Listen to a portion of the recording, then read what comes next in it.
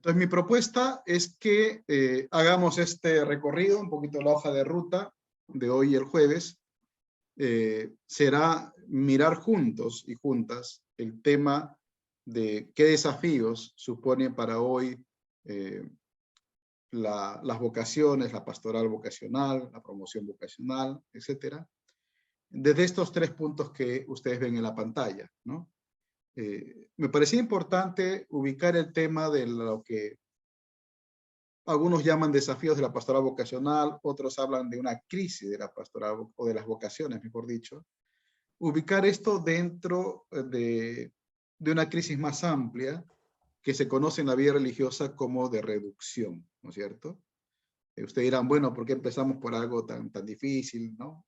No es para deprimirnos, sino es para tomar el pulso, digamos, a la realidad y ver cómo se manifiesta esta reducción de la vida consagrada en nuestras congregaciones y qué respuestas estamos dando, cómo estamos reaccionando, ¿no? En el trabajo de grupo que tendremos más tarde, les voy a pedir ambas cosas, ¿no? Y por eso desde ahora podemos ir pensando también. Primero, este primer punto, cómo se manifiesta lo que se llama hoy la crisis de reducción en nuestras congregaciones.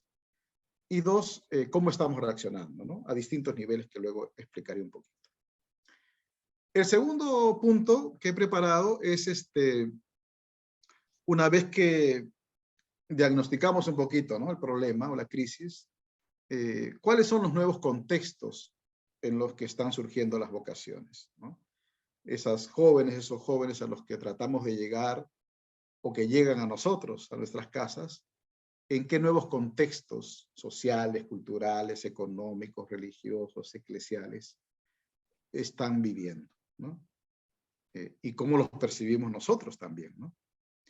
Y en tercer lugar, algunas pistas, solo algunas, claro, no vamos a solucionar aquí el problema, pero algunas pistas compartidas entre todos y todas respecto de lo que estamos haciendo o de lo que podemos hacer a nivel de pastoral vocacional, ¿no?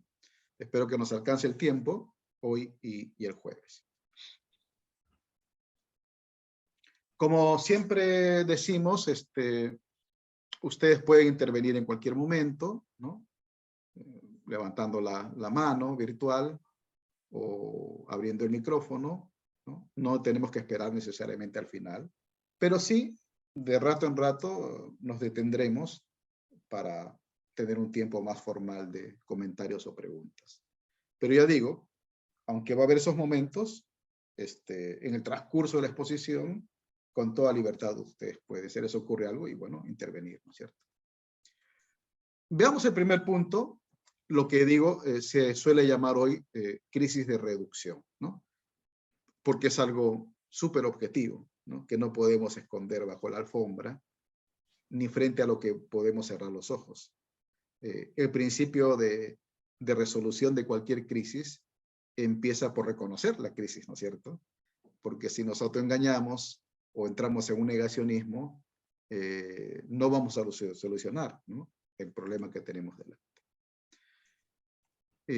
Este libro para mí ha sido muy importante desde que lo descubrí, ¿no? Tiene ya unos, del 2017 me parece que es, o sea, bastante reciente, no más de 5 años. Por lo tanto, tiene mucha actualidad, ¿no? Es uno de los pocos estudios que yo he visto, de lo que yo he podido averiguar, ¿no?, de este sociólogo llamado Joseph Roca, que publicó este libro, que no está muy divulgado, y yo sé de paso, ¿no? Lo he visto citado muy pocas veces, y que titula Agonía de las órdenes y congregaciones religiosas, y subtitula Ensayo sociológico sobre su presente y futuro. Claro, una cosa muy interesante de este estudio es que es muy amplio, ¿no? Hay un trabajo de campo estadístico, es un trabajo básicamente sociológico más que teológico, ¿no? Pero por lo mismo, por ser sociológico, nos ayuda con relativa objetividad, repito, a describir, ¿no es cierto?, lo que está pasando en las congregaciones, con matices, por supuesto, ¿no? Entonces yo he preparado una síntesis, ¿no?, algunos datos sobre este estudio que creo que nos podrían ayudar. Repito, para ubicar dentro de este contexto de reducción los desafíos de las vocaciones, ¿no? Y empiezo con esta cita que es muy significativa, ¿no? Fíjense. Él dice, la causa de la actual situación del Estado religioso, se refiere, sin antecedentes históricos, se refiere a la reducción, ¿no es cierto? Es el distanciamiento progresivo y la difícil compatibilidad entre el modelo de vida que propone en sus múltiples formas y el paradigma dominante en la sociedad actual, incluida la que viven los creyentes. Explico, es decir, uno puede decir cuál es el asunto de fondo, ¿no? La causa fundamental de esta reducción que en términos globales estamos viviendo en la vida religiosa. Y su hipótesis es que la causa fundamental es que cada vez más hay una distancia mayor, digamos. Algunos hablan de una brecha, ¿no? Otros hablan de un abismo, ¿no? Algunos son más exagerados. En todo caso, una distancia entre dos cosas. Entre el modelo de vida, ¿no? que propone la vida consagrada, ¿no? La forma de vivir, ¿no? En comunidad, en castidad, pobreza y obediencia, con disponibilidad para la misión, con discernimiento común, ¿me explico? Esa es nuestra forma de vida, ¿no? Entonces este autor dice, hay una distancia cada vez mayor entre esa forma de vida que proponemos nosotros y el paradigma dominante en la sociedad actual, ¿no? Es una hipótesis, claro, pero me parece que es muy sugerente, que por lo menos da para conversar, ¿no? Si efectivamente esa será la causa fundamental de esta crisis de reducción que vivimos, ¿no? Además de otras causas, claro. Como les decía, el trabajo es muy detallado. Por ejemplo, él dice que la reducción demográfica, es decir, de las personas, ¿no? En la vida consagrada, en los últimos años, 50 años, ha sido dramática, ¿no? En sus palabras. Por ejemplo, entre 1960 y el 2014, él toma los años 60, ¿no? En torno al inicio o fines del Concilio Vaticano II, hasta sus datos del año 2013, 14 o 15, ¿no? Ese es su margen, ¿no? Más o menos 50 años, a veces un poquito menos, a veces un poquito más, pero en torno a los 50 años, ¿no? Pues bien, en ese periodo, los consagrados pasaron de ser 1.500.000 en términos redondos a 895.635, ¿no? Quiere decir que en esos años, en 5 décadas más o menos, la reducción fue del 40%, ¿no? En promedio. Vamos a ver que en algunas congregaciones ha sido mayor y en otras un poquito menor, ¿no? Veamos datos, algunos nomás, porque si ustedes tienen acceso al libro van a dar cuenta que hay mucha información, ¿no? No pretendo cansarlos con muchos números, solo lo más significativo que yo encontré. Veamos el caso de los varones, ¿no? Las congregaciones, la vida consagrada masculina. Ahí ustedes pueden ver, ¿no? No voy a explicar todo. Los periodos son parecidos, ¿no? Entre el año 62, 65 hasta el año 15 o 2016. Los jesuitas pasaron de ser, qué impresionante, ¿no? 36.000 a ser 16.000. Es decir, se redujeron en ese periodo de 50 años en 54%, ¿no? Los salesianos pasaron de 22.000 a 15.000. La reducción fue un poco menor, 34%. Los redentoristas de 9.000 a 5.000, en este caso 45% menos. Los benedictinos de 12.000 a 6.000, 43% menos. Los franciscanos, o frailes menores tendría que ser, de 26.000 a 14.000, o sea, 48%. Los dominicos de 10.000 a 5.000, 44% de caída. Los carmelitas de la antigua observancia de 3.000 a 2.000, 33% menos. Los lasallistas, hermanos, ¿no? De 17.000 a 3.000, menos 78%. ¿No? Eso, después vamos a hablar un poquito de eso. Los vicentinos, o tienen otros nombres, pero aquí los conocemos en el Perú como vicentinos, de 6.000 a 3.000, es decir, decrecieron en 47%. La excepción, los legionarios de Cristo, que pasaron, claro, se explica porque es una fundación en ese momento nueva, normalmente las funciones nuevas tienden a crecer, y por otras razones que ahora no viene al caso explicar, crecieron de 300 a 2.773. En su caso fue un crecimiento de 800%, pero este es un poco engañoso, claro, ¿no? Pero se entiende por decir que por lo menos hubo algunas congregaciones, sobre todo movimientos nuevos, que crecieron significativamente, pero después han entrado también en crisis, ¿no? O sea, nadie se salva, en mayor o menor medida, de esta crisis de reducción. Ustedes no sé si han hecho el ejercicio de averiguar en sus congregaciones, hablo de los que aquí son de congregaciones masculinas, se han hecho el ejercicio de averiguar, ¿no? Yo lo hice en mi congregación, nos hemos decrecido, no tengo ahorita la 63 o 64%, o sea, por encima de la media, ¿no? La media es 40 y tantos, nosotros en esos 50 años decrecimos por lo menos en 60%, ¿no? Veamos ahora las congregaciones femeninas, ¿no? Algunas, claro, que he escogido. Las hermanas conocidas como salesianas, en el mismo periodo, 50 años, se redujeron de 19.000 a 13.000, es decir, menos 32%. Las religiosas del Sagrado Corazón, otra congregación grande, ¿no? De 7.000 a 2.000. Ahí la caída fue muy fuerte, ¿no? 71%. Fíjense que más del doble que las salesianas, ¿no? Las franciscanas de la penitencia, que eran 4.000 a 1.400, 69%. Ya se van dando cuenta que los números son mayores que las congregaciones masculinas, ¿no? Benedictinas escolásticas de 11.000 a 2.000, 77%. Muy alto, ¿no? Las benedictinas confederadas de 7.000 a 3.000, menos del 50%.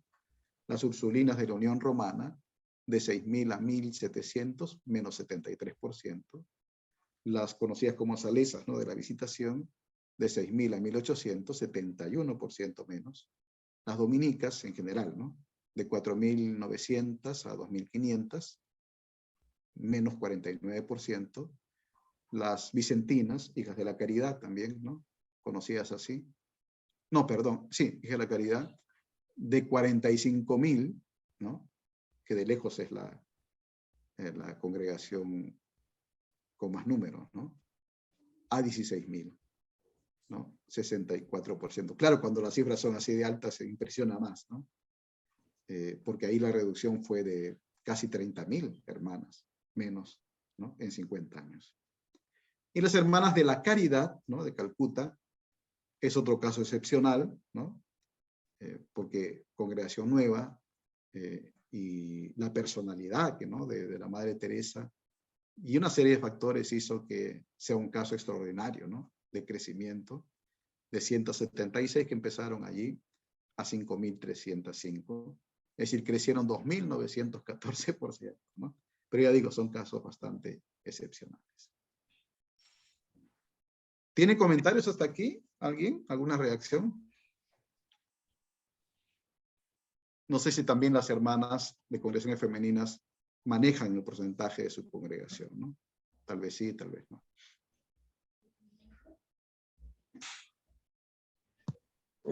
Padre Raúl, es admirable realmente la disminución de las vocaciones. Es enorme la diferencia, ¿verdad? Sí. Hay que saber que no es solo porque ingresen menos, obvio, la principal razón es que ingresan menos personas, ¿no? Pero también porque muchas hermanas y hermanos han envejecido, obviamente, no han fallecido, y muchas salidas. No tengo los datos, sería interesante hacer otro estudio, ¿no?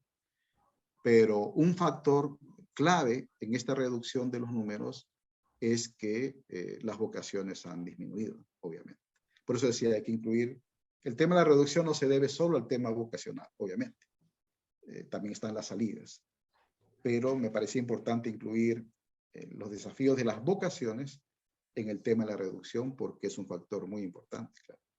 Es decir, pasa en mi congregación, por ejemplo, la velocidad, o sea, el ritmo de hermanos que fallecen o que salen de la congregación, ¿no? Es mayor al ritmo de jóvenes que ingresan y profesan y se ordenan, ¿no es cierto? Antes no era así, ¿no? Antes el ritmo de quienes ingresaban y profesaban y se ordenaban era mayor que las salidas y las defunciones, ¿no? Ahora no. Entonces el saldo es muy poquito, ¿no es cierto? El saldo a favor, digamos. Disculpen que hable así, pero creo que me explico, ¿no? Padre Raúl, Elisa. sí, es impresionante los datos, ¿no?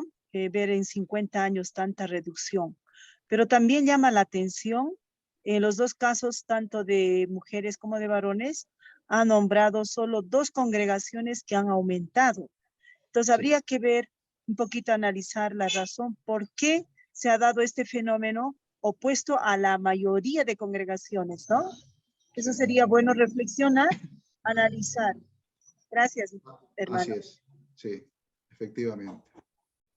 Sí, como decía, es un tema largo, pero es muy, muy importante su observación, porque hay muchos elementos que entran en juego de los casos excepcionales que han crecido. Claro, el caso de los legionarios de Cristo no es comparable a las hermanas de la caridad, porque el caso de los legionarios de Cristo ha acabado mal, ¿no? Saben toda la perversión, hay que decirlo así, que ha habido detrás de eso, lamentablemente, ¿no? Lamentablemente. En cambio, las hermanas de caridad han tenido otro destino positivo de servicio, pero el ritmo de crecimiento también, ¿no? Se ha amortiguado bastante en el caso de las hermanas de la caridad. Pero en fin, es un tema bien interesante de saber, en cualquier caso, por qué estos y otros pequeños casos, ¿no? De congregaciones tuvieron cierto crecimiento en algún momento, ¿no? Padre Raúl, buenas noches. Juan, sí. Sí, también me parece muy interesante los datos que se están manejando. Yo estoy haciendo también un estudio en torno a mi congregación a nivel de los franciscanos capuchinos para ver cuál es la incidencia también a nivel de la pastoral vocacional desde nuestros colegios. ¿Cuál es la incidencia de los jóvenes en nuestros colegios, en la pastoral vocacional? ¿Hasta qué punto cala el tema del carisma para insertar también a los jóvenes a nuestro estilo de vida, ¿no? Tanto laical como consagrado. Entonces, también hasta qué punto el ejercicio o la vida, la puesta en marcha del testimonio de vida está impactando, ¿no? En el tema del llamado hacia los jóvenes. Ya le tocaré la puerta a Padre Raúl para fastidiarlo seguramente. Juan, oye, te felicito, hermano, porque yo en mis clases por donde voy animo a la gente porque nos falta en la iglesia investigación, ¿no? Nos movemos muy intuitivamente, ¿no? Impresiones, intuiciones, que no están mal, claro, pero que son insuficientes. Entonces tenemos que hacer investigación también en las congregaciones, ¿no? Lo que tú dices, por ejemplo, ¿no? Bueno, ¿cuándo hubo vocaciones de los colegios? ¿No? ¿Por qué hubo vocaciones? ¿Qué pasó con esas vocaciones? Es verdad que ya no salen vocaciones de los colegios, hay que dejar de insistir. Es un tema gordo, ¿no? Muy importante. Pero a veces nos movemos solo con opiniones, nos discutimos en las asambleas, en los capítulos, decimos hay que insistir, hay que hacer un plan vocacional, pero hay poco trabajo de campo y poco trabajo de investigación. Entonces, te felicito y ojalá que más se animen a hacer pequeñas investigaciones, ¿no? Y poder compartirla, por ejemplo, aquí, y aprender unos de otros, ¿no? Por ejemplo, en Chile, mis hermanos de congregación tuvieron un tiempo en que sí, hace poco, que salían vocaciones de los colegios, ¿no? Pocas, pero salían, ¿no? En nuestros colegios, no. ¿No? Entonces, y yo veo algunas razones de por qué salían vocaciones allá. Pero me repito, intuitivamente, ¿no? Pero no ha habido una investigación, ¿no? ¿Alguien más? ¿Algo? Sí, yo también quería comentar, Raúl, Sí. que también mirando nuestras pirámides poblacionales, pensando también en las tablas estas que nos presentas, cuando miramos también cómo está nuestra pirámide de población en nuestras congregaciones, también nos da como muchos elementos, ¿no? De análisis de cómo estamos, de en qué momento también como congregación estamos. A nosotros nos ha dado mucha luz, pues eso, encontrar como la pirámide invertida, ¿no? Tener a la mayor población de hermanas mayores, ¿no? Como una franja muy grande que no corresponde, como dices tú, a los ingresos, ¿no? Esos son también algo fuerte. Y luego pensaba también otros elementos, digo, además de, como un poco también analizando lo de las hermanas de la caridad y los legionarios, también la importancia también de la mediatización que tuvo también hasta cierto punto la Madre Teresa en unos años, ¿no? Hasta su muerte. Y posterior también a la muerte de los fundadores, también en algunos lugares hay un florecimiento también de las vocaciones y todo eso. Y bueno, también como algunos elementos de análisis para esto, ¿verdad? Se me ocurría cuando leía esta parte. Sí. Este asunto demográfico es muy interesante, ¿no? Voy a presentar algunas cositas más, curiosidades entre comillas, pero quien se anima a leer el libro, búsquelo, van a hacer un buen ejercicio, realmente es bien interesante, ¿no? Entonces seguimos, ¿no? Nada, un breve Eusebio comentario también, sí. y Zaira, sí, no, adelante, adelante. Yo, exacto, es decir, como nuestra congregación no tiene esos números tan grandes, pero calculando más o menos los que somos ahora y hasta dónde hemos llegado, pues estaríamos también alrededor del 35, 30 o 40%. 40%. Y posiblemente, claro, los que nos dedicamos a la educación, cada vez es más complicado, digamos, el admitir o asumir jóvenes que te vienen. Se está trabajando muy bien, sobre todo en Colombia, y es cierto, las últimas vocaciones que vienen de los colegios. Y se ha reforzado. Sí. Entonces, viendo el libro que has escrito, creo que también desde la CISGUA, creo que también hay de Monseñor Carballo, hay un artículo que sí, creo que lo tengo, ¿eh? Si lo busco ya te lo lo compartes y yo lo subo a la plataforma. Claro. Porque habla también un poquito, es más actual, es de estos últimos años también, no de tantos años, sino de los más recientes. Yo creo que también es significativo el descenso, incluso habla de las consecuencias precisamente del abandono de... Ok. Ok, gracias. ¿Alguien más pidió la palabra? No. Ya. Decía, hay otros datos que van en esta línea, ¿no? De exploración, digamos, y que sirven también para comparar la realidad con la nuestra. Por ejemplo, el tema continental o intercontinental es muy curioso, ¿no? Fíjense, en 1985, en la Compañía de Jesús, los miembros que procedían de Europa eran el 63% de la compañía. Hace poquito, ¿no? Bueno, poquito para mí, 85, ¿no? No, fíjense, de 100% de los jesuitas, el 85 eran el 63% europeos. Al 2015 son solo el 20%. No sé si en congregaciones se puede hacer ese ejercicio, es decir, la continentalización del personal ha cambiado mucho. Congregaciones que hace 30 años, o 40 o 50, eran mayoritariamente europeas. Incluso había misioneros y misioneras de Europa, ¿no? Que se esparcían por todo el mundo. Resulta que ahora sus miembros europeos son la minoría, ¿no? O muy ancianos, ¿no? También.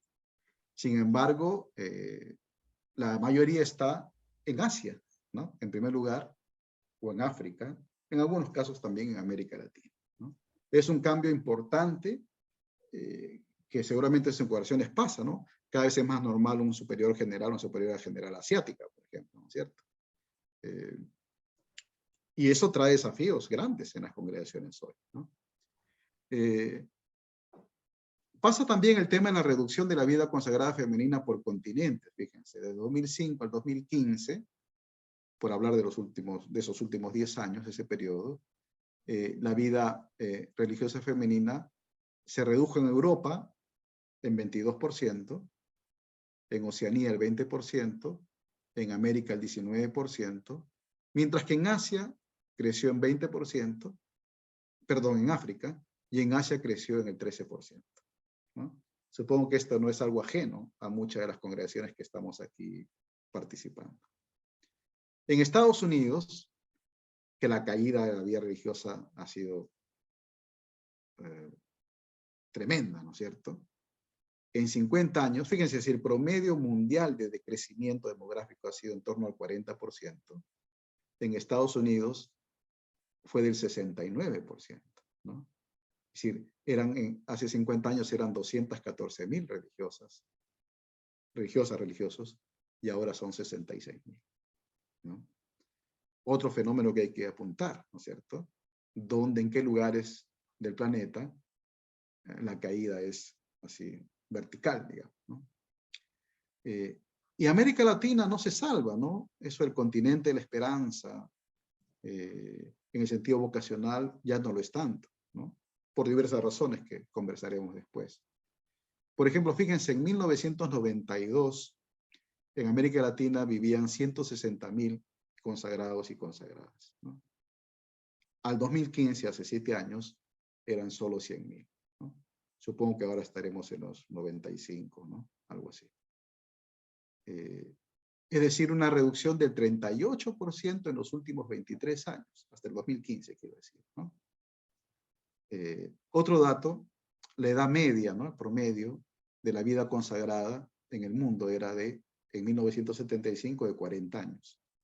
Actualmente es de 70 años, ¿no? O sea, no solamente somos menos, sino de más edad, ¿no? Lo que quiere decir que hay menos gente disponible, por ejemplo, para algunos servicios de misión, sobre todo, o de gobierno, etcétera, de formación, que requieren gente relativamente joven, ¿no? No digo que las personas mayores no puedan hacerlo, no estoy diciendo eso, sino digo que si hablamos de 70 años de promedio, quiere decir que hay mucha gente arriba de los 80 y en los 90, ¿no? Todos los hermanos y hermanas son valiosísimos en la vida religiosa, ¿no? No quiero que se me entienda mal. Pero es también en verdad que cuanto más sube la edad promedio, hay menos, ¿no es cierto?, disponibilidad de personal para determinadas tareas que requieren, claro, menos edad, mejor salud, mejores condiciones. ¿Cómo interpreta el autor estas estadísticas, digamos, ¿no? Bien interesante, fíjense. Primero, una interpretación de las cifras. Dice él, casi todas las congregaciones laicales han salido peor libradas que las clericales. Primera constatación. Puede haber excepciones en una congregación, pero en general, digamos, a partir de su estudio, que es bastante amplio, repito, él dice, claro, congregaciones no clericales, ¿no? les ha ido peor, ¿no? O sea, la reducción ha sido mayor, ¿no? Lo vimos solo, ¿no? Al comparar el cuadro de congregaciones masculinas y congregaciones femeninas, ¿verdad? Lo hemos visto, ¿no? O sea, congregaciones masculinas, 60, 40, 30% de caída. Las femeninas, casi todas arriba de 60%. Y algunas en 70 y tantos %, ¿no? Eso es un dato objetivo. Que la crisis vocacional está pegando más fuerte en las congregaciones laicales o no clericales, si se quiere. 2, la reducción ha afectado todavía con mayor intensidad a las congregaciones femeninas que a las masculinas, ¿no? Claro, porque congregaciones laicales se refiere también a congregaciones laicales masculinas, ¿no? Las congregaciones de hermanos parece ser que tienen, no parece ser, según esta investigación, las congregaciones religiosas de hermanos, que no son clérigos, la crisis vocacional es más aguda que en las congregaciones religiosas de clérigos, ¿no? Eso quiero decir. Pero además de eso, el segundo punto es que las congregaciones femeninas han tenido una reducción más intensa que las congregaciones masculinas, ¿no? Claro, detrás de eso se nos ocurren muchas razones que ahora podemos conversar un poquito, ¿no? Otro dato curioso, que yo lo primero lo intuía, ¿no? Lo tercero no tanto. Dice, las órdenes de clausura de ambos sexos en su conjunto, y en particular las más estrictas, son las que han sufrido una menor proporción de bajas en sus filas. No sé si estos datos, esa interpretación que hace el autor les sugiere a ustedes algo, ¿no? que está detrás, ¿no?, de esto. ¿Por qué, por ejemplo, las congregaciones femeninas sufren más intensamente la crisis vocacional? ¿Por qué las congregaciones masculinas laicales, no clericales, sufren más la crisis vocacional que las congregaciones masculinas clericales? Me explico, ¿no? ¿Por qué será que en general órdenes de clausura han sufrido menos el impacto de la crisis vocacional? Lo han sufrido, pero parece que en conjunto, sumando y restando, ha sido menos. Sí, adelante, si alguien quiere hacer algún comentario.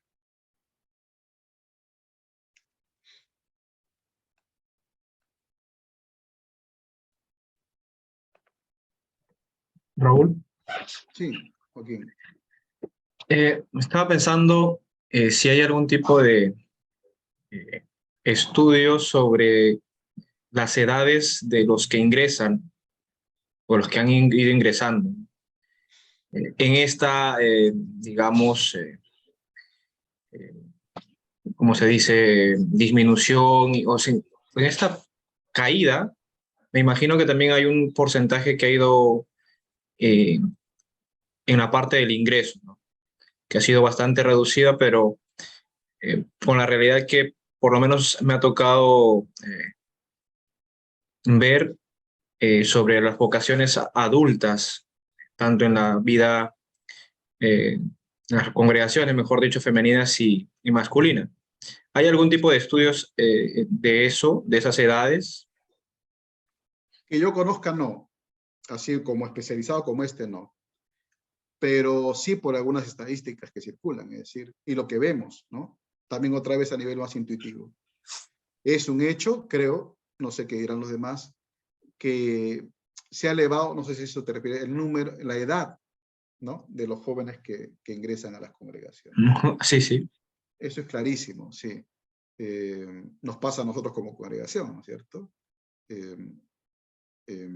Ahora, hace poco, reunido en una jornada con los padres de la Santa Cruz, me hablaban del caso de Estados Unidos, que ellos tienen ahora vocaciones de la universidad, ¿no? De Notre Dame, ¿no?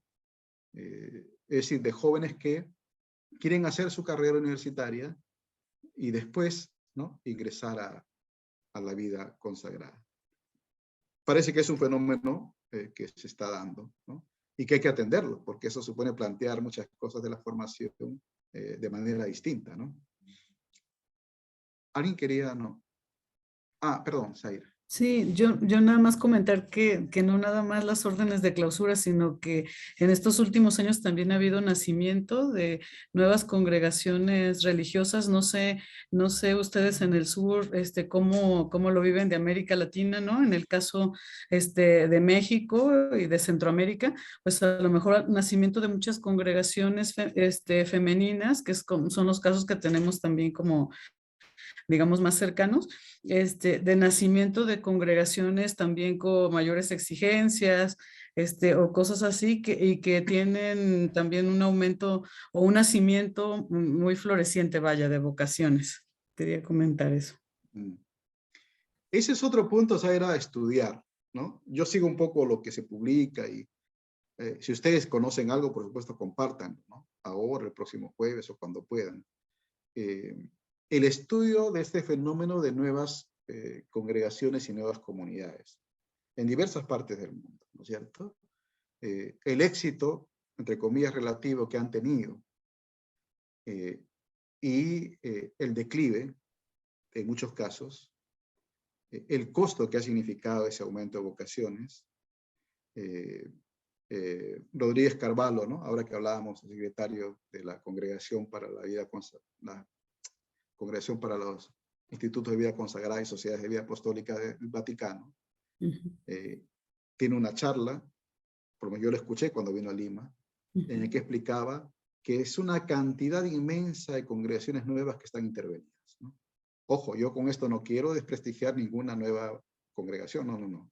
Lo que quiero decir es que seguro que muchas de ellas son efectivamente un carisma para la iglesia, no cabe duda, pero me llamó mucho la atención que él apuntara sus filas a este tema de que es uno de los grandes problemas hoy de la congregación en el Vaticano, de atender los casos de dificultades que están experimentando las nuevas fundaciones, ¿no? Esas que han crecido rápido, ¿no? Que han tenido mucha gente, y que en determinado momento pasa algo, ¿no? Al interior que revela pues una inconsistencia interna, ¿no? En en algunos casos, no quiero generalizar, ¿no? Parece que es un tema que hay que estudiar, ¿no es cierto? Volvemos al tema de las investigaciones, ¿no? Seguimos un poquito más, si nadie quiere intervenir. Fíjense, da un paso más nuestro autor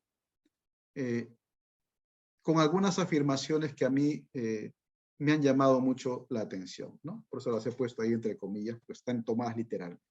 Dice, la manifestación y la consecuencia, perdón,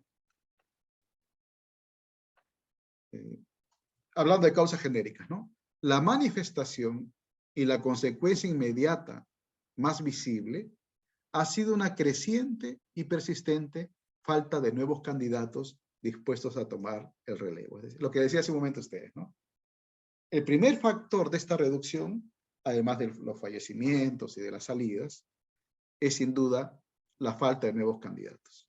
Ese es por eso decía que es importante ubicar el desafío vocacional de las vocaciones dentro de la crisis de reducción, ¿no? El impacto que tiene la falta de vocaciones en el conjunto, ¿no?, de la congregación. Tampoco ofrece ninguna duda de que la falta de aspirantes se debe en primer término al cambio profundo de las circunstancias que las propiciaban, tanto sociológicas como psicológicas. Algo diré de eso el jueves, o quizás más tarde, no sé. Es decir, ¿por qué faltan aspirantes, ¿no?, a nuestras congregaciones? En general, digo, ¿no? Él dice que en primer lugar, porque las circunstancias de los jóvenes, ¿no?, han cambiado, ¿no? Se han transformado profundamente, tanto a nivel sociológico como a nivel psicológico, ¿no? Es decir, los jóvenes de hoy, que podrían ser aspirantes de nuestras congregaciones, son muy distintos a los jóvenes que éramos nosotros, los que tenemos 50 o 40 años, incluso los que ahora tienen 30 años, algunos de ustedes están en la base 3. Bueno, pues bien, el más joven de ustedes no sé cuántos tendrá, digamos 30, supongamos, en esta reunión. Bueno, tú que tienes 30 años en esta reunión, no hay punto de comparación a los chicos que hoy en día tienen 17, 19, 20 años. Es otro mundo, ¿no? Es otro mundo.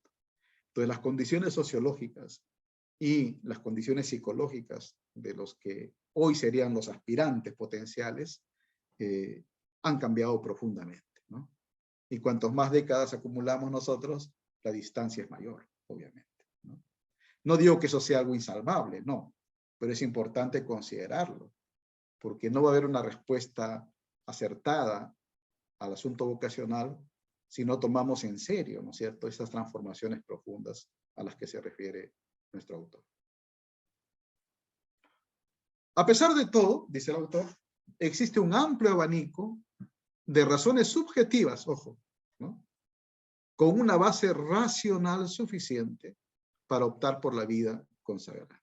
O sea, dice, ya, pero tampoco es el fin del mundo, ¿no es cierto? Hay este asunto, vienen menos jóvenes, los jóvenes son muy distintos, pero aún hay jóvenes que se les ocurre, ¿no?, esta locura de la vida religiosa. Yo a algún joven en mi congregación que va a hacer votos perpetuos, siempre lo molesto con esa pregunta. Le digo, pero explícame por qué tú, a tu edad, en este siglo, en este país, quieres hacer votos perpetuos en la congregación. ¿Qué te pasa, no? O sea, estoy bromeando un poco, decir, ¿cómo, no? O sea, hay que ser muy generoso, ¿no? Hay que tener, claro, si la vocación está bien trabajada, ¿no? Hay que ser muy audaz, ¿no?, en el buen sentido, para que un joven hoy venga a nuestras congregaciones, persevere en ella, quiera hacer votos perpetuos. Para mí es casi un milagro, la verdad, les digo así, ¿no? Positivo lo digo, ¿no? Y lo dice el autor con sus palabras. A pesar de todo, sí, hay gente que tiene razones subjetivas y que tiene una base racional, ¿no?, para optar por la vida consagrada. Otra observación, cualquier estrategia de futuro de las congregaciones religiosas debe enfrentarse a esta paradoja. Ojo. Los propios miembros que han perseverado constituyen un obstáculo casi insalvable para la renovación generacional, ya que muy a su pesar ahuyentan a los jóvenes. Ya, o sea, así como tenemos promotores vocacionales, tenemos despromotores vocacionales en la congregación. Quizás esto es un poco injusto, ¿no? Pero creo que se entiende lo que dice el autor. Claro, no podemos pensar en una estrategia vocacional de futuro solo designando hermanas y hermanos jóvenes que se encarguen de promover las vocaciones, de acompañar a jóvenes, en buen sentido, ¿no? O sea, en fin, o creando una cultura vocacional en las parroquias, en los colegios, si es que no enfrentamos a esto que el autor llama una paradoja, de que a veces, voy a decirlo así suavemente, él no lo dice así, pero yo digo a veces, los propios religiosos, las propias religiosas ya mayores que han caminado, se convierten muy a su pesar, ¿no? Y a veces quizás inconscientemente, ¿no? No creo que lo hagan a propósito, en los primeros ahuyentadores de la gente joven, ¿no? Es decir, no hay futuro si es que los que estamos ya caminaditos y caminaditas en la vida religiosa no contribuimos a ser acogedores con los jóvenes, con sus cosas, ¿no? A veces en mi congregación hemos discutido eso, ¿no? Hay hermanos cuarentones, cincuentones, que se ponen duros, exigentes, rígidos con la gente joven que viene, ¿no? Ven los defectos, critican, y así que vamos a hacer, ¿no? Lo que estamos haciendo es ahuyentar a la gente joven, ¿no? Es que no puede ser, que yo no era así, que en mi tiempo no se dejaba que hagan eso. Yo no digo que hay que instalar el permisivismo en las congregaciones, no, pero tenemos que ser más tolerantes, ¿no? Saber entender los procesos, tener la paciencia con ellos que tuvieron con nosotros, por ejemplo, ¿no? En fin, interesante, ¿no? Estas cosas que dice el autor. Otra, es inevitable pensar que la corrupción y los escándalos en el seno de la iglesia en general, y en particular los que trascienden desde el interior de la vida religiosa a los medios de comunicación, también pasan factura en forma de pérdida de imagen y de desmotivación de los potenciales candidatos a la vida clerical y religiosa. Claro que duda cabe, ¿no? Esto ha sido un masazo, ¿no? En la iglesia. En algunos países parece que es menos, ¿no?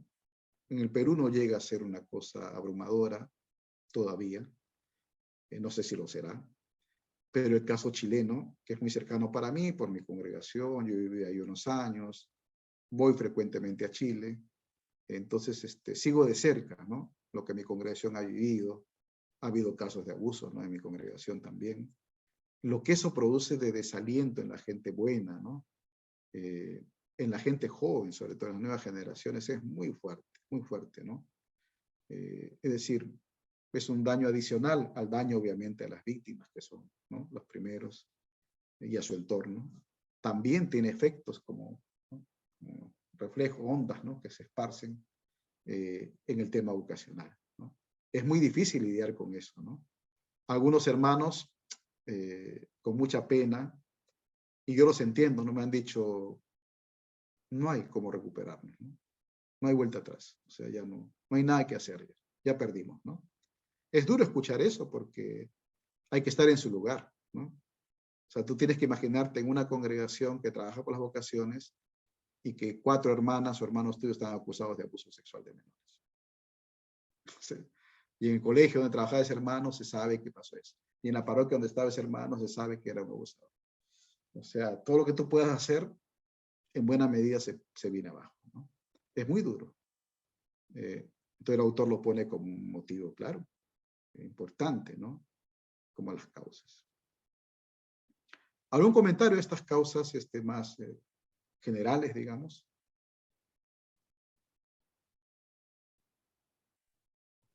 Sí, yo tengo un comentario a propósito. Camilo. Además de eso, me surge ahora recuerdo en una clase de teología mismo, nos mencionaban una causa incluso teológica, y era el cambio del paradigma de santidad del Vaticano II. El cambio de teología, incluso una teología que es más abierta o que da mucha mayor participación a los laicos, hace que los mismos religiosos o que la fascinación por la vida religiosa decrezca, sin desmeritar la teología del Vaticano II, ni más faltaba. Pero es un cambio teológico mismo que también puede, para que nosotros lo pensemos, desde la funcionalidad o mejor, desde la especificidad misma de la vida consagrada en relación con la vida laical misma. Sí, Camilo, gracias. Hay un punto ahí muy importante, ¿no? Porque luego lo voy a decir, es decir, la valoración de laicado, ¿no? Que es necesaria, ¿no? Obviamente, nadie discute eso, de la dignidad de todo bautizado, de su derecho a tener un lugar en la iglesia, del sentido de su corresponsabilidad. Todo lo que ahora viene también, no solo con el concilio, sino ahora con el sínodo, ¿no? Con la sinodalidad. Todo eso, obvio que ha impactado también en las vocaciones religiosas, ¿no? ¿Pero por qué? Pienso, antes de darle la palabra a Juan. Creo, porque efectivamente teníamos una eclesiología en la que no solamente, en muchos casos, no se daba la suficiente relevancia al laicado, sino que tal vez se saltaba de una manera equivocada la figura del consagrado, ¿no? Como modelo, digamos así. En fin, es un tema que también se abre, ¿no? No vamos a discutirlo ahora, pero es muy interesante, ¿no? Como una renovación eclesial que vivimos con el concilio, positiva, no estoy criticándola, también demanda de la vida consagrada una renovación, otra posición, eso lo pidió el concilio también, ¿no?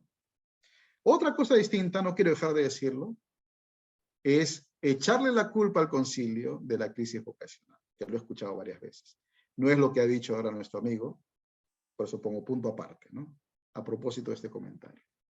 Lo cual es falso, ¿no? Este autor trata el tema, ¿no? Y él muestra cómo esta crisis que viene se incubó, digamos, antes del concilio, ¿no? Mucho antes del concilio, ¿no? Pero en fin, Juan. Creo que Juan quería tomar la palabra, ¿no? Tu micrófono está apagado.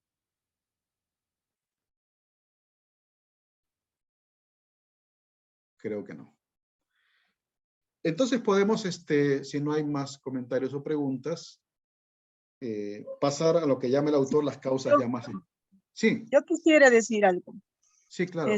Elisa, también, ¿no? sí.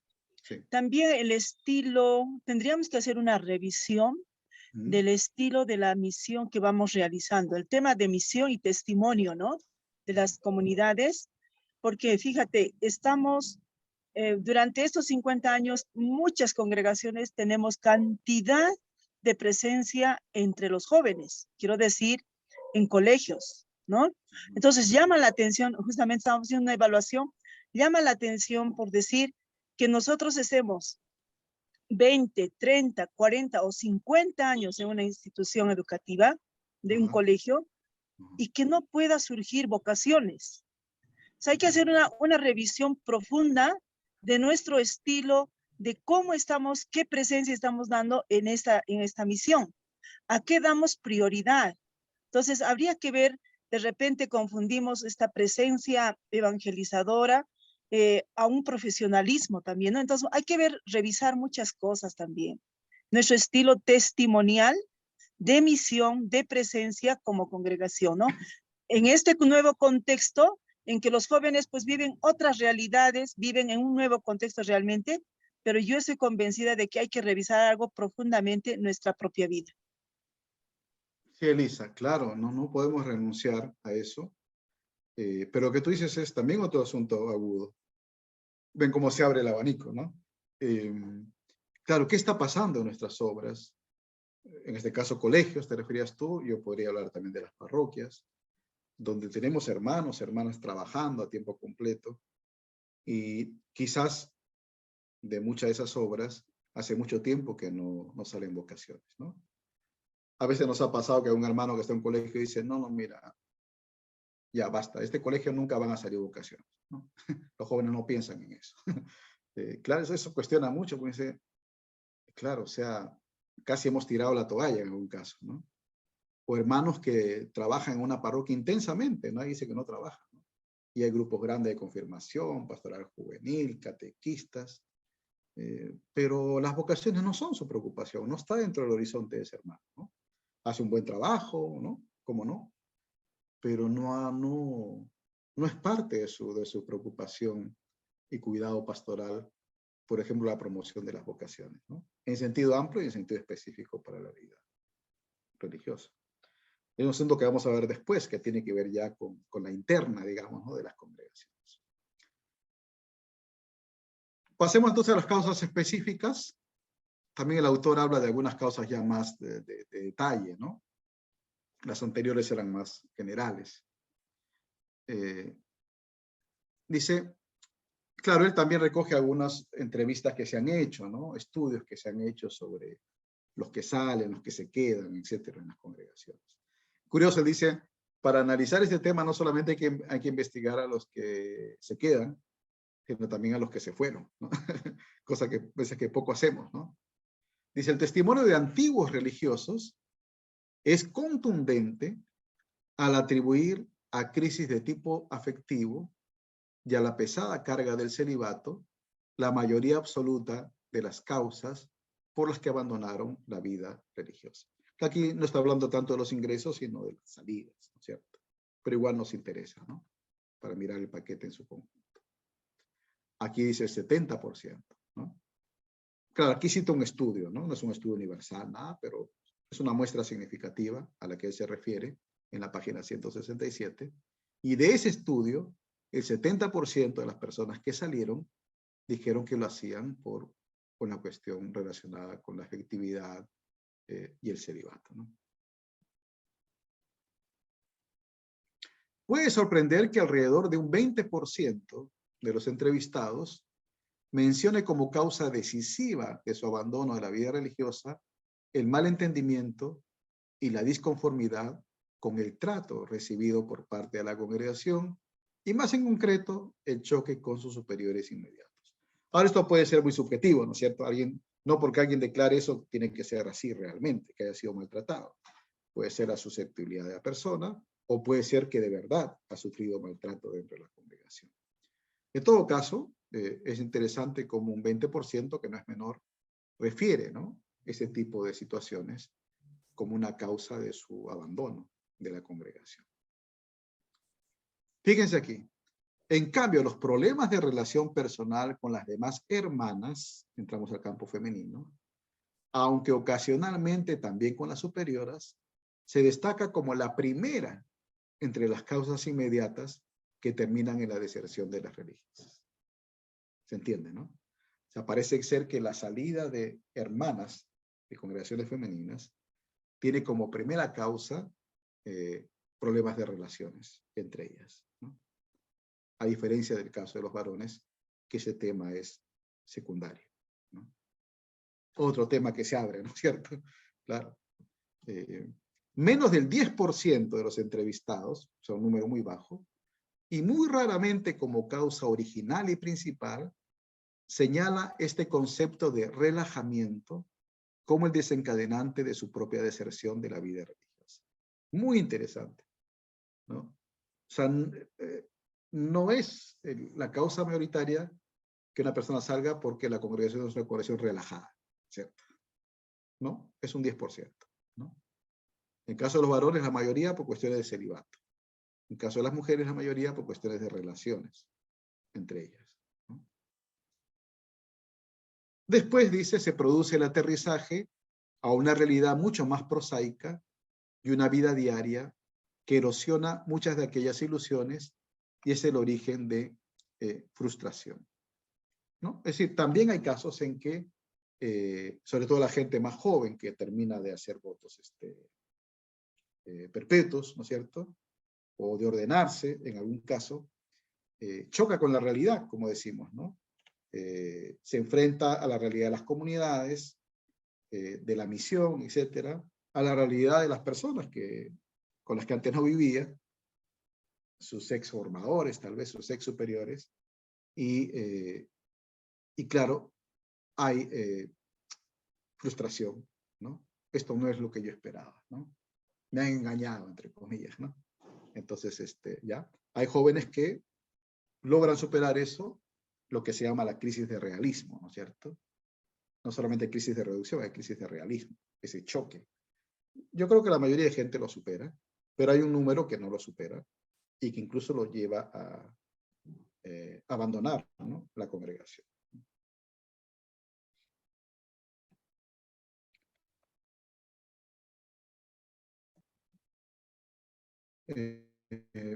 Antes de ir al descanso, porque hay un descanso también,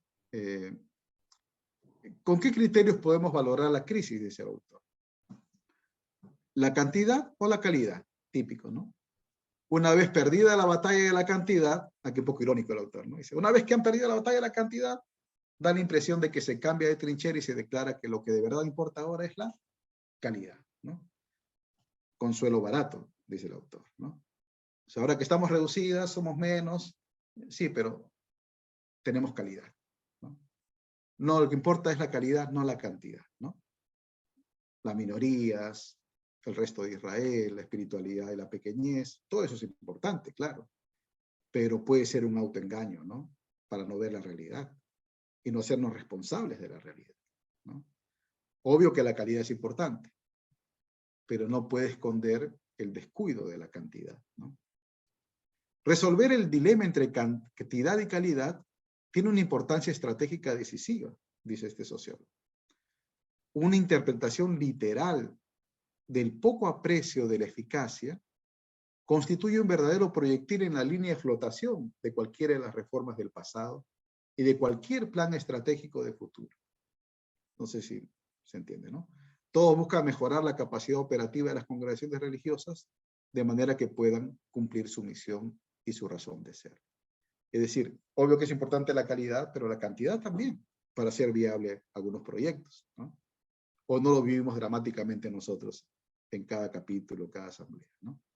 Cuando tenemos que cerrar una obra, dejar una misión tan querida, cuando no somos capaces de abrir una nueva presencia que nos gustaría tener. No tiene que ver solo con la calidad, tiene que ver también con la cantidad, ¿no? O reacomodarnos en todo caso.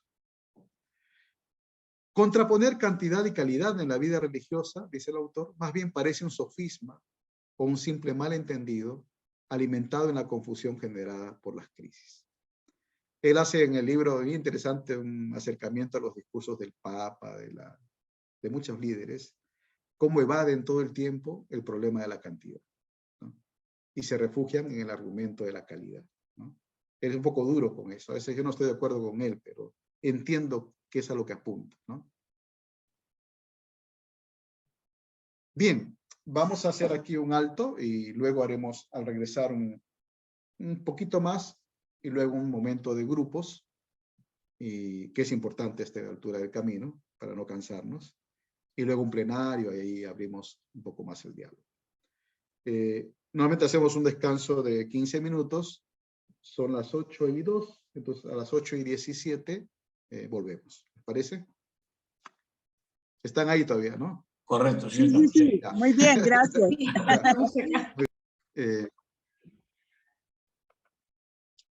Veo que nuestro amigo Efraín, como siempre, nos ha conseguido el libro, ¿no? Entonces está ahí en el chat. Igual yo lo voy a subir a la plataforma, ¿no? Ya que lo tenemos. Para que tengan acceso al texto.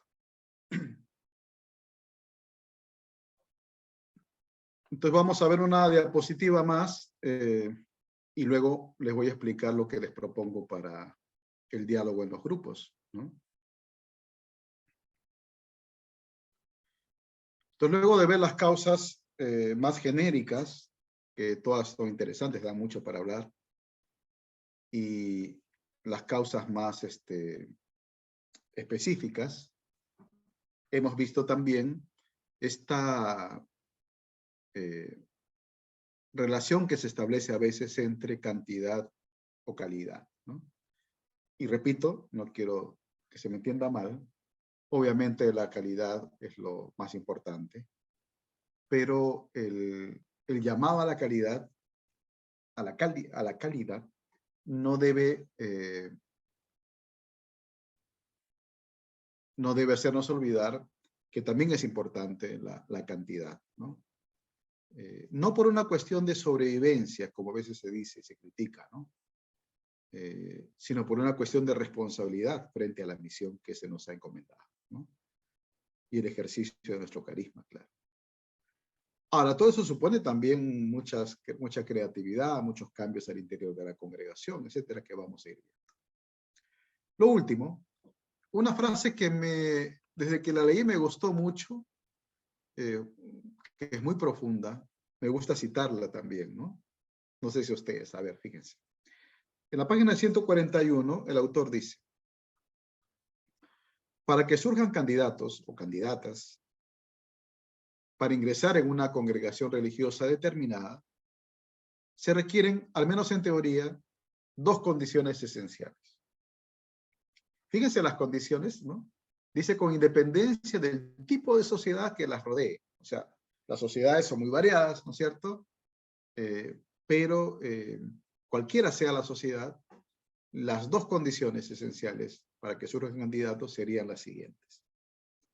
La primera es que la causa a la que se consagran estos candidatos merezca una entrega y dedicación absolutas, dado que los monjes y las monjas, bueno, religiosos, religiosas, les dedican íntegramente la propia vida. Esa primera condición, una causa por la cual, ¿no?, valga la pena vivir como vivimos, ¿no? La segunda, que la opción de servir a dicha causa desde una familia religiosa determinada sea con diferencia la mejor forma, más humana, racional y eficiente de hacerlo, hasta el punto de justificar los votos de obediencia, castidad y pobreza y vivir en comunidad con los compañeros de profesión. ¿Se entiende, no? Es decir, primera condición esencial, algo por lo cual merezca la pena entregarse, dedicarse, ¿no? Podríamos decir Jesús, su reino, la justicia, etcétera, ¿no? Pero en segundo lugar, que el joven o la joven descubra que la manera de servir a esa causa que quiere abrazar sea desde una determinada familia religiosa, la mejor forma de hacerlo. No sé si me explico, ¿no? Que en esta congregación yo descubra la mejor forma de servir a esa causa que yo quiero abrazar, ¿no? Ambas cosas deben de conjugarse, ¿no?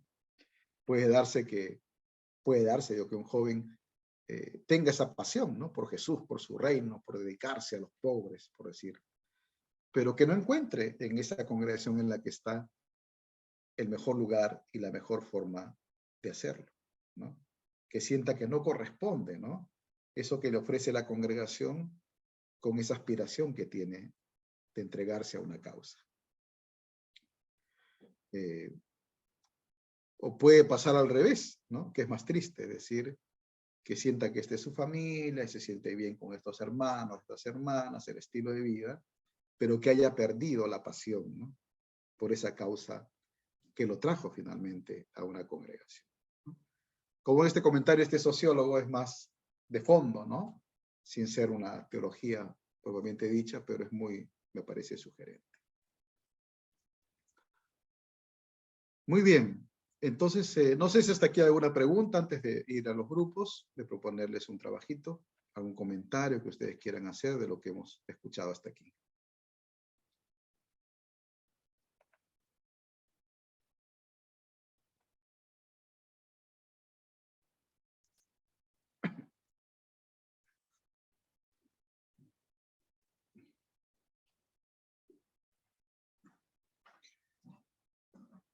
Si no, entonces les propongo, creo que podríamos tomar una media hora tranquilamente. Bueno, siempre falta el tiempo, pero bueno, media hora vamos a ver. Primero presentarse, claro, es la primera vez que varios van a encontrarse, o algunos reencontrarse. Presentación breve, por favor, no cuenten toda su historia vocacional, ¿no? Nombre, congregación, en qué país trabajan quizás. Y luego 2 preguntas. La primera sería esto a lo que nos hemos acercado hasta aquí, ¿no? Esta, vamos a llamarle crisis de reducción, ¿no? Demográfica, que creo que nos afecta a todas o casi todas las congregaciones. Esta crisis, entonces, ¿cómo se manifiesta en mi congregación? Con mucha honestidad, con mucha confianza, ¿no? Piensen que todos vivimos situaciones muy parecidas, ¿no? Quizás algunas congregaciones con más fuerza, con otras menos, pero a todos nos atraviesa esta crisis vocacional, ¿no? O de reducción. Entonces, contar un poquito, ¿no? ¿Cómo se manifiesta? ¿Cómo lo experimento yo de dónde estoy, ¿no? ¿En qué se nota, digamos, ¿no? Esta crisis en mi congregación.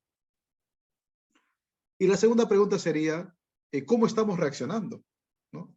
Mis hermanas, mis hermanos a esta crisis, ¿no? ¿La vemos, no la vemos? Y entonces, a partir de eso, ¿cómo reaccionamos, ¿no?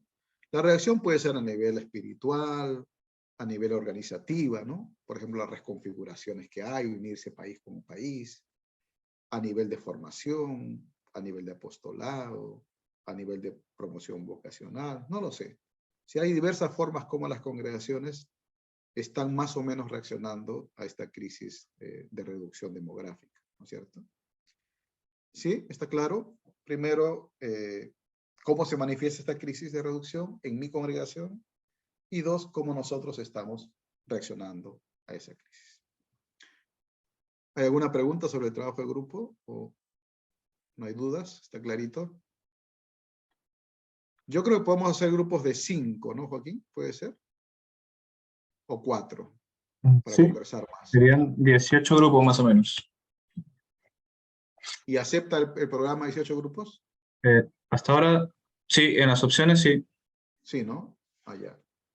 Serían 18 de 5. Sí, 18 de 5.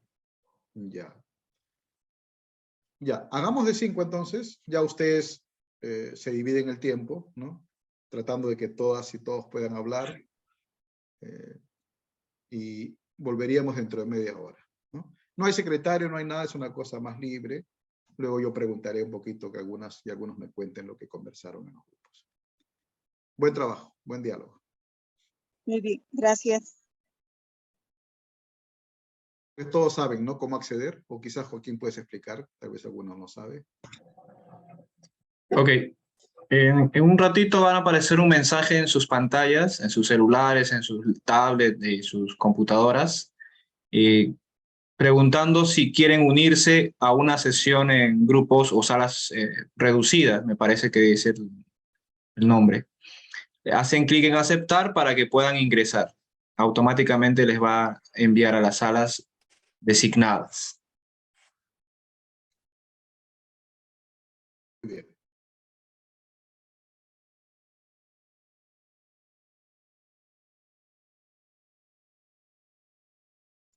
Ahí están.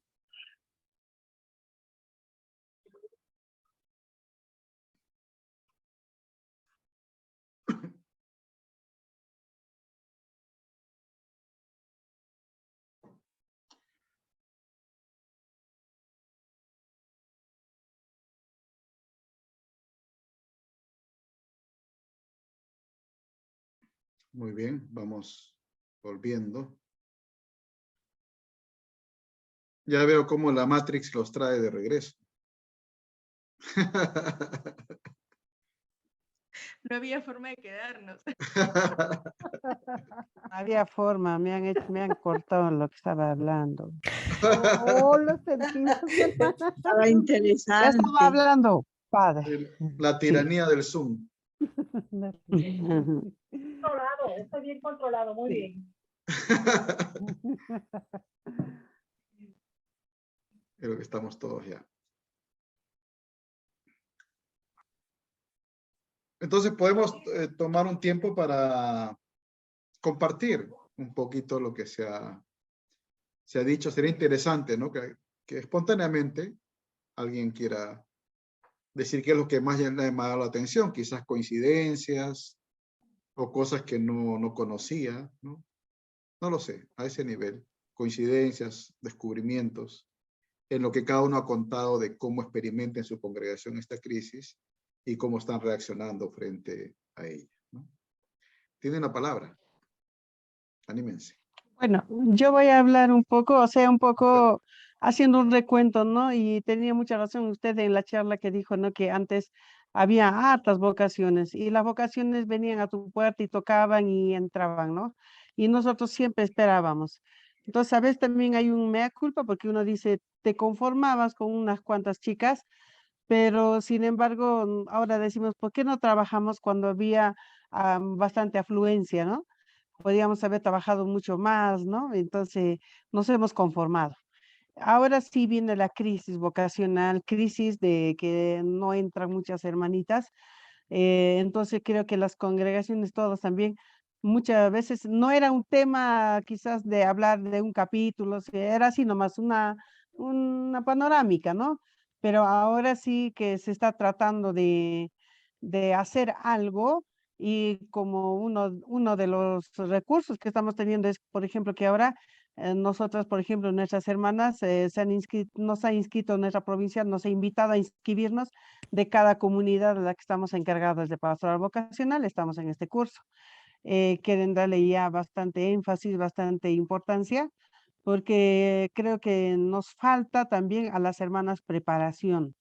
No podemos tener todo el entusiasmo de querer que una joven o dos jóvenes entren a nuestra comunidad, pero a veces el acompañamiento, el saber acompañar, podemos carecer de formación. Podemos tener la buena voluntad, pero a veces no saber acompañar, a veces en esta clase de jóvenes que están viendo ahora con este tipo de formación de ahora la familia está en crisis, o sea, vienen ya niñas con bastantes problemas y no por eso las vamos a rechazar, ¿no es cierto? Sino que hay que ayudarlas y hay que formarlas. Pero si tú no estás formado, ¿qué le vas a decir a esa joven? Entonces, es muy importante. Entonces, ahora se está dando bastante énfasis en el acompañamiento para los jóvenes y también promover en nuestras pastorales, en todo nuestro trabajo, la cultura vocacional, ¿no? Desde niños. Yo creo que en eso tenemos que ir trabajando y no perder la esperanza más que todo. Yo pienso que lo peor que podemos hacer es perder la esperanza y decir, ya no van a venir jóvenes y cerramos todo y nos cerramos y hasta morir nosotros, a ver cuándo nos llega la muerte, pero no. Creo que debemos seguir con esperanza y creo que la misma gente, los mismos niños, los mismos chicos te dan esperanza. Es decir, sí, sí, por ejemplo, el otro día había niñitas de 11, 12, 13 añitos, ¿no? Yo quiero entrar, todo el entusiasmo. Uno dice, Dios las mantenga así, porque después llega ya más grande, es diferente, ¿no? Porque la sociedad nos lo consume, ¿no? Entonces, y me dan pero dan esperanza porque estas chiquitas de primera comunión tienen todavía ese deseo, entonces había que ir trabajando desde niños, yo creo, esta parte, y no perder la esperanza, es lo que puedo decir. Gracias, Consuelo. Seguimos, si alguien más quiere intervenir.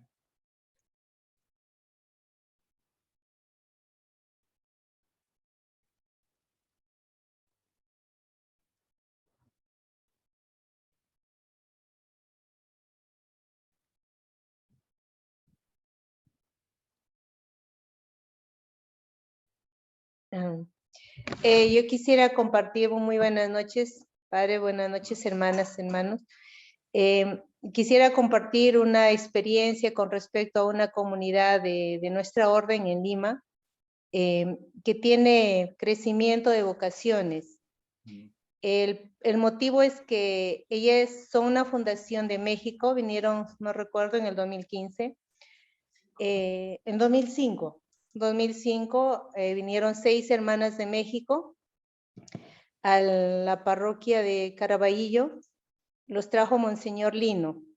Y entonces ellas han tenido mucha acogida y mucho apoyo de parte de la diócesis y todos los sacerdotes como que están comprometidos a trabajar, a difundir lo que es la vida contemplativa, la vida religiosa, la vida contemplativa, ¿no? Y de verdad sacerdote se ha comprometido y cuando llega una joven, pues, la llevan para que conozcan a las hermanas y de verdad que ha calado, ¿no? Esa ayuda por parte de los padres, de los sacerdotes, está ayudando mucho al florecimiento de esta comunidad. Ahora vinieron 6 hermanas, ahora son, ¿cuántos? Tienen 8 vocaciones ya, 8 vocaciones peruanas, y son cerca de 14 hermanas. Entonces eso para nosotros es un aliento, y de que acá en Cajamarca ciertamente somos 7, tenemos 3 jóvenes, pero como dice la hermana, no perder las esperanzas, siempre ponernos en las manos de Dios. Eso quería compartir.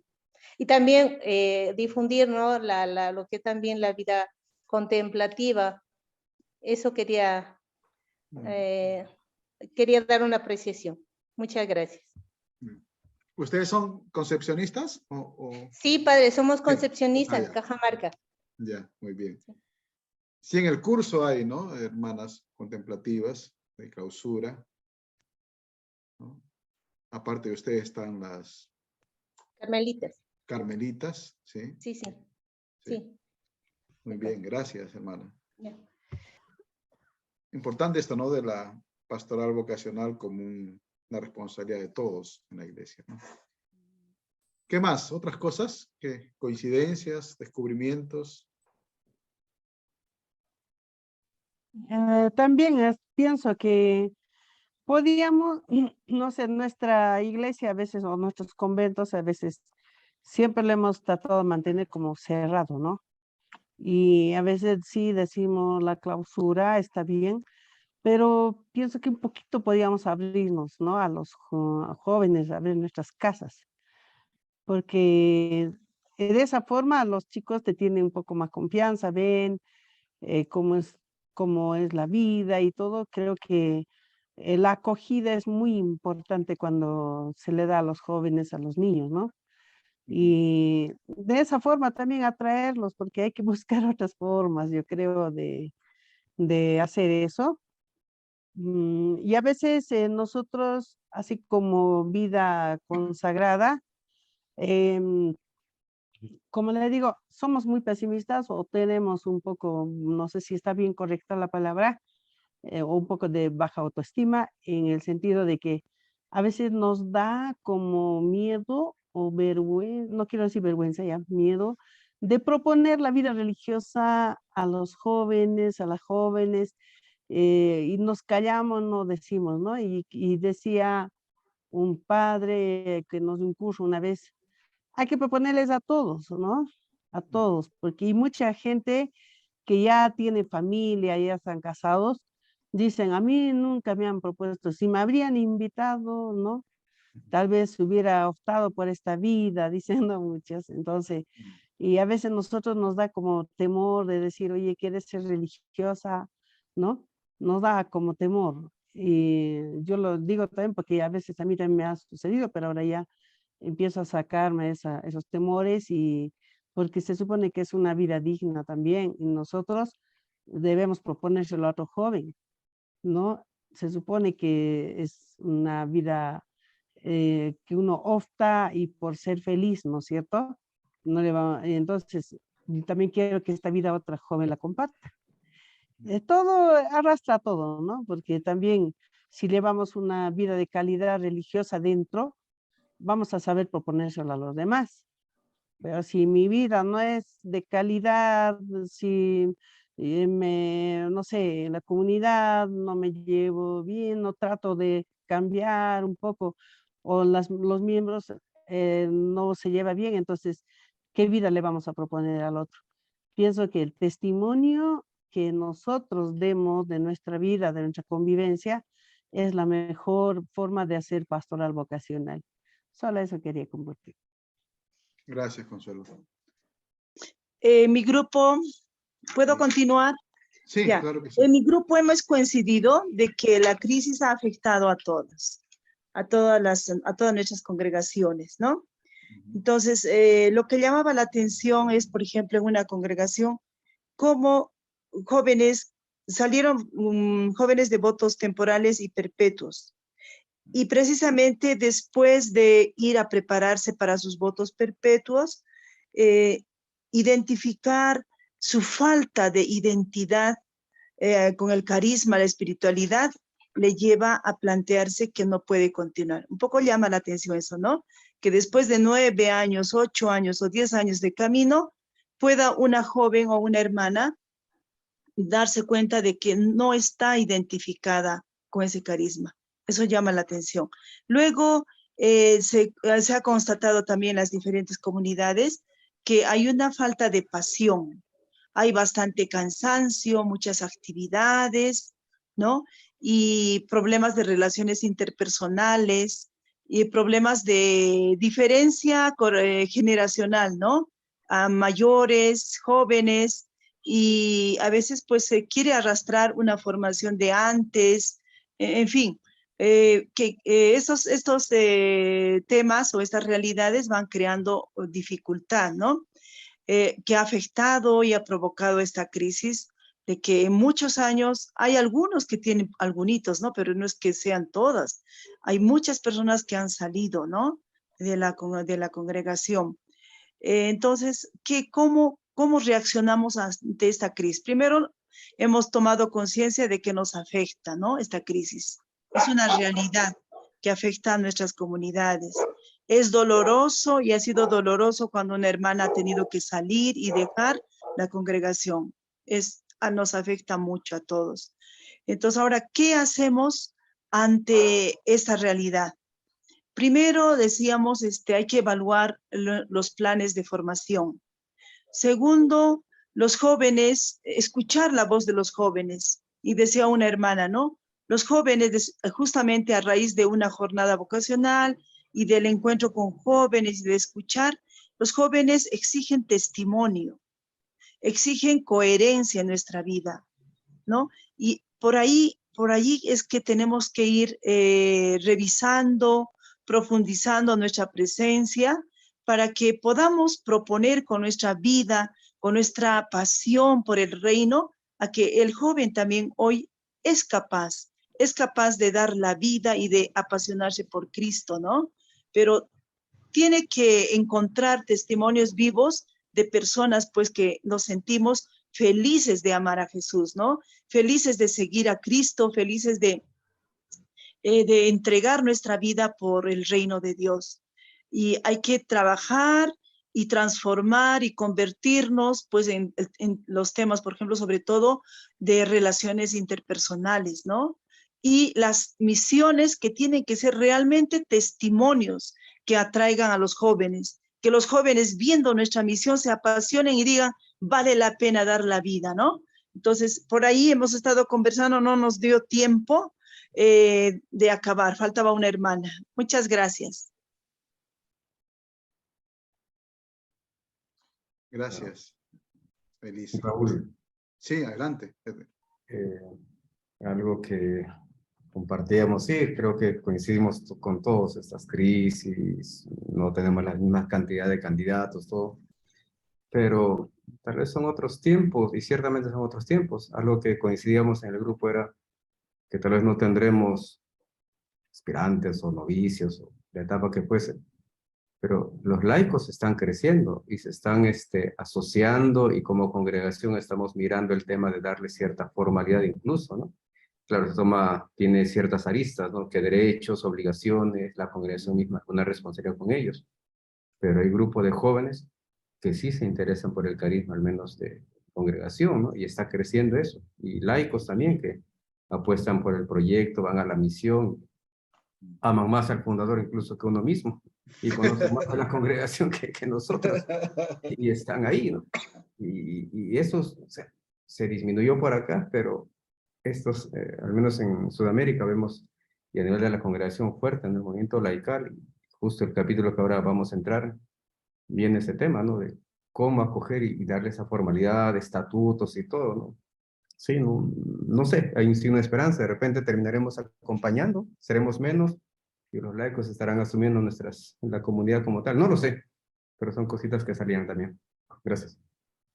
Claro, ese punto es bien interesante porque Ahora en la pandemia, por ejemplo, ¿no? Todos hemos experimentado cómo la crisis que vivimos, sanitaria con todas sus repercusiones, y dolorosa que ha sido, pero aún así nos ha hecho crecer, avanzar en otros ámbitos de la vida, ¿no? Es decir, quizás hemos dado pasos que en otras situaciones no los hubiéramos dado, ¿no? Y nos pasa en otros ámbitos de nuestra vida religiosa, por ejemplo, muchas formas de colaboración o interdependencia a nivel de formación inicial de las congregaciones. Hemos dado pasos que antes no daríamos si no fuéramos menos ahora, no sé si me explico. Por ejemplo, la intercongregacionalidad en la formación inicial. Varias de nuestras congregaciones tienen ahora casas internacionales de formación, ¿no? Es algo que durante mucho tiempo se proponía y no se hacía. Cada provincia o región quería abastecerse sola, autosuficiente, pero conforme nos hemos ido reduciendo, nos hemos visto en la necesidad, ¿no?, de unirnos, ¿no?, con otros y otras. Y en ese camino hemos encontrado que es un valor, precisamente, ¿no? Entonces todo lo inter, ¿no?, es muy valioso. Esto de la misión compartida, como se le llama, ¿no?, con los laicos y las laicas, es algo que quizás al principio no estábamos muy convencidos, pero que a fuerza de crisis lo hemos hecho, ¿no? Por ejemplo, algunos colegios hemos pasado hace unos años de direcciones religiosas a direcciones laicales, por ejemplo, ¿no? Y hemos visto que es un valor, ¿no? Y que de repente nuestro lugar está en las orientaciones, en el acompañamiento pastoral, etc. Así que también, ¿no? No solamente hay una salida por el lado de trabajar vocaciones, que es necesario, sino al mismo tiempo ver que se abren otros frentes, tal vez en los que no habíamos pensado, y que son un signo hoy. Toda la intercongregacionalidad, como alguien anotaba, ¿no?, las cosas que se pueden hacer, lo que el Papa ha llamado las sinergias, ¿no?, que permite que nos unamos y haya resultados mayores, cada vez mayores, y nos enriquezcamos también unos a otros. Pero también con el mundo de la sociedad civil, ¿no? Yo he visto que hay congregaciones que tienen experiencias interesantes con organismos de la sociedad civil, organizaciones, instituciones de todo tipo, y se suman a obras con ellos, ¿no? Entonces, no hay que pretender que todo tiene que ser nuestra obra para que podamos compartir la misión con laicos, con otras congregaciones, con instituciones de la iglesia e incluso con organizaciones sociales, ¿no? No necesariamente religiosas. ¿Alguien más quería compartir algo? Padre Raúl, buenas noches. Una petición.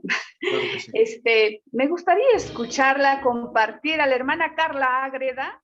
Ah, ya. La conozco. Gracias. Carla, te aclaman.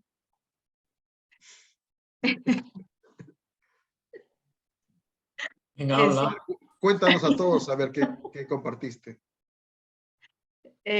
Bueno, de repente fue porque cuando estaba a la mitad se cortó y no tuvimos forma de regresar a terminar de compartir.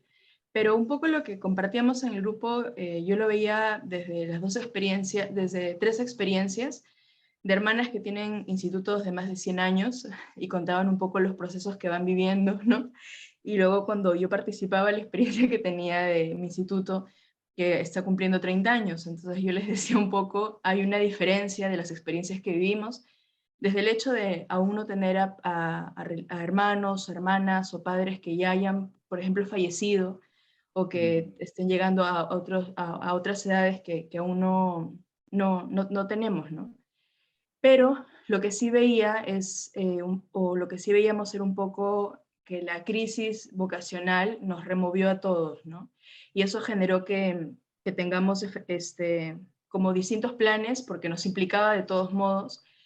Y un poco lo que yo compartía era que personalmente cuando me tocaba encargarme de la pastoral vocacional, algo que a mí me sirvió mucho como hermana Carla, como Carla, y que eso me hizo ver un poco cómo de repente podíamos seguir con la pastoral vocacional, era el Concilio Vaticano II, cuando abre a todos el llamado a la santidad, ¿no? No solo sacerdotes o monjas o monjes, no, sino especialmente invita a los laicos, ¿no? Y eso hizo un clic muy grande en mi mente cuando pensaba y decía, precisamente eso es, ¿no? Todos estamos llamados a esa santidad Y cuando todos estamos llamados a esa santidad, uno debe preguntarse, ¿cómo voy a concretar mi santidad? ¿No? Si Dios me llama en la vida sacerdotal, si me llama en la vida religiosa, si me llama como misionero, si me llama como laico, como catequista, o sea, con el don que Dios me haya dado, ¿no? Y así empezamos un poco el proceso, con esa vista, el proceso de acompañamiento en la pastoral vocacional. Pero también el tema de la pandemia ha sido un reto, porque normalmente, por lo menos lo que yo veía era que trabajamos la pastoral en Lima, por ejemplo, ¿no? O los que estaban en Arequipa, la pastoral en Arequipa, o los que estaban en Chiclayo, no sé. Pero la pandemia, si bien es cierto, nos movió muchísimo, también por lo menos nos abrió el hecho de poder hacer un trabajo en conjunto, porque el solo hecho de poder reunirnos por Zoom con los demás encargados vocacionales de los otros lugares, nos abría nuevas experiencias. Entonces, ha sido un poco ver eso, ¿no? Y por el lado de la crisis, o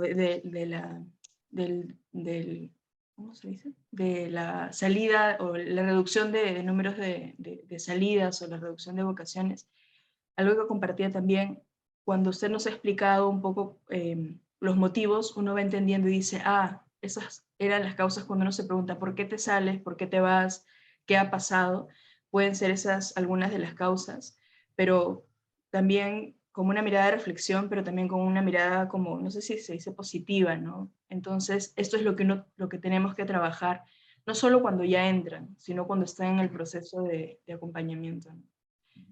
Bueno, espero que haya sido eso, porque escuché mi nombre y me quedé fría. Con toda una respiración un rato. Gracias, hermana Carla. Sí, por eso le dije, ¿no? Porque es una congregación joven, sí, vecinas. Que Dios las bendiga, porque sé que tienen un buen grupo de cristianas. Y gracias por compartir, hermana Carla. Padre, perdón, algo que... Es que yo les decía, cuando usted nos presentó los grupos, decía la congregación de las hijas de la caridad de la Madre Teresa, ¿no? Calcuta, el crecimiento del 2000%, y yo les decía a las hermanas, bueno, nosotros no tenemos ni el 2000% ni nada, porque tenemos, o sea, entra la gente, pero no es así multitudinal, entran por montones, pero también esa era como una reflexión que yo ahorita me hago, ¿no? Digo, ¿es el camino correcto, no es el camino correcto? Escuchar a los otros también te va diciendo, mira, las rutas, ¿no? Y eso. Sí. Y gracias a la hermana que me lanzó. Claro, y esta visión amplia que tú dices de finalmente trabajar por todas las vocaciones, ¿no?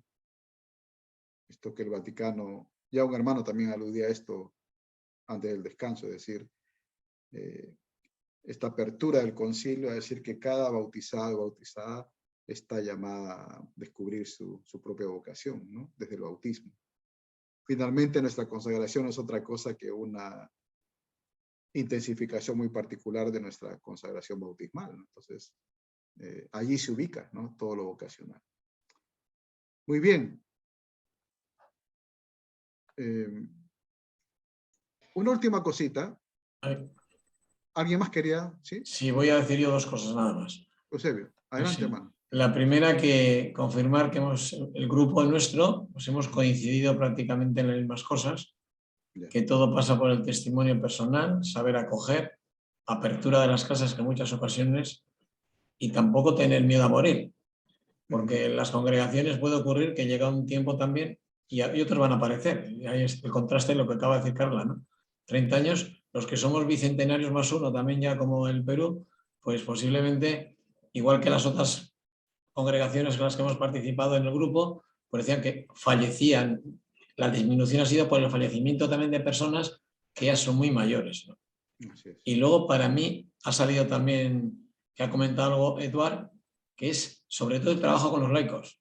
Y nosotros sí que lo tenemos clarísimo, al menos de la Conferencia de América Latina y España, y la experiencia se está realizando ahora, que van a ir unos 40 de los 5 sitios, van a estar en Madrid, en Barcelona, van a visitar los lugares donde nació la congregación, formación durante 20 días, y al regreso ya saben lo que les va a caer.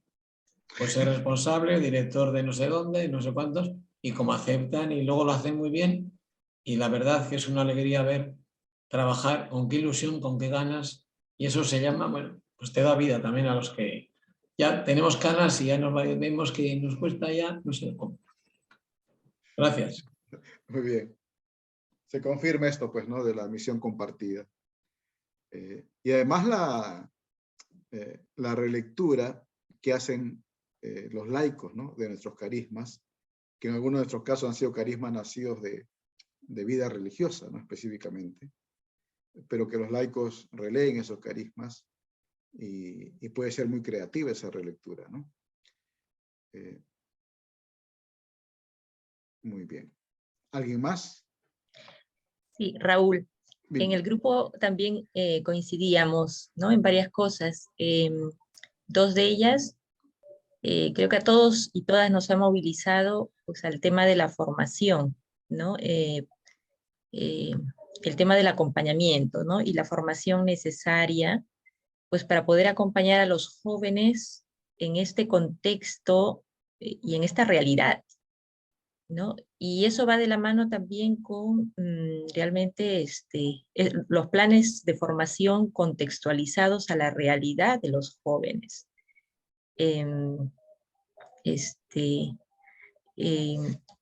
Por ahí alguna hermana compartía, ¿no? Decía, hoy los jóvenes que ingresan como cada vez más seguros, ¿no? Y gente, bueno, también un poco más grande, ya con caminos también a nivel de estudios avanzados, entonces gente también como un poco más madura en ese sentido y entran, pues sí, perfectamente sabiendo lo que quieren, ¿no? Y entonces ahí, pues cómo nos vamos situando también desde el acompañamiento, ¿no? En el hoy y en el ahora, la formación, ¿no? Y no quizá como mirando hacia atrás, cómo me formaron a mí y intentar aplicar eso mismo hoy, no funciona, ¿no? Sí. Entonces creo que eso es claro. muy valioso. Sí, si no cambiamos es muy difícil, ¿no? Responder a las expectativas de los jóvenes. No quiere decir renunciar a nuestros principios, a nuestra esencia, pero sí cambiar muchas formas de hacer las cosas, de acompañar los procesos, de acoger a los jóvenes, como hemos dicho, ¿no? Sí. Bueno, van apareciendo ya cosas que seguramente el jueves van a regresar. Ahora hemos visto la primera parte, ¿no? Esta crisis de reducción, que no debe tampoco obnubilarnos, no es todo el horizonte, es un aspecto particular de nuestra vida, pero que queremos tomar en serio, ¿no? Trabajar con laicos, intercongregacionalmente, etcétera, todas son salidas actuales muy importantes, sin duda. Pero nada de eso debe hacernos perder de vista de que hay una crisis de reducción a la que de alguna manera tenemos que responder, ¿no? Porque es parte de eso, de nuestra responsabilidad también. Y porque si estamos aquí es porque queremos acompañar a los y las jóvenes que vienen, o a los que puedan venir a nuestras congregaciones, sean muchos o pocos, ¿no es cierto? Pero a esos que vengan queremos acompañarlos. Entonces el jueves vamos a entrar a la segunda parte que tiene que ver con cómo han cambiado los contextos en los cuales los jóvenes hoy viven. Aunque la próxima semana habrá un tema más específico sobre eso, pero vamos a hacer un encuadre, digamos. Y en tercer lugar, veremos el jueves algunas pistas que seguramente son muy conocidas, pero que ponerlas en común aquí nos hará bien a todos. Muy bien, hermanas, hermanos, ha sido un gusto. Nos vemos entonces el día jueves. Buenas noches. Gracias.